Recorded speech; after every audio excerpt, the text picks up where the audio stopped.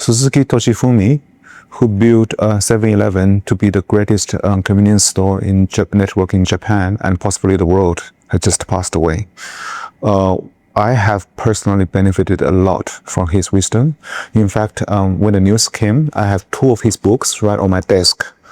The books were in Chinese. It was originally written in Japanese, but it was translated into Chinese.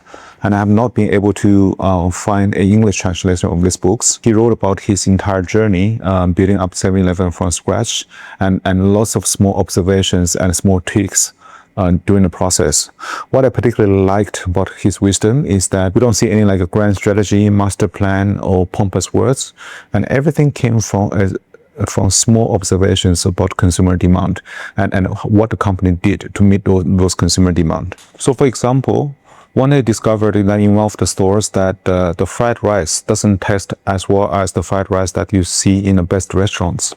So he went to ask his staff why, and people were saying that, okay, well, we don't have that specific fried rice machine which can do the fried rice at scale at the same quality.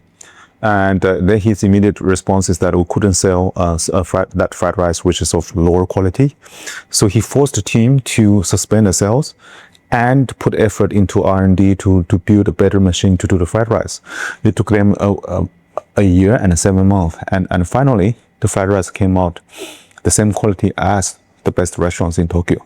So last year when I was talking to Meituan, China's largest food delivery platform, and asking them, hey, why don't you expand your business to Japan? Because there are lots of similarities between Japan and China. High pressure working environment, people had lunch, dinner at their desk, etc.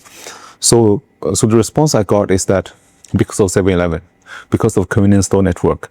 So the convenience stores in Japan have already fulfilled the demands of customers eating good quality food outside. That in China is fulfilled by food delivery platforms. So in these 2 books, which are really structured in very small chapters, each chapter is like 1 or 2 pages, there are lots of points that people can learn and lots of points that retail and e-commerce businesses can reflect. And also it demystifies lots of things. So for instance, 7-Eleven actually grew a lot in a period when the economy of Japan was stagnant and the population was aging. So lots of people say that, okay, our business can't grow because of the macro factors. Toshifumi Suzuki strongly opposed this view, and he said the only reason that causes the product to not sell, there's only one, which is the way that you have been building and operating the product has not caught up with the changing needs of the customers. And in the second book, he reiterated the same point. The real competition of the merchants of any business is not their competitors, is the ever-changing customer demand.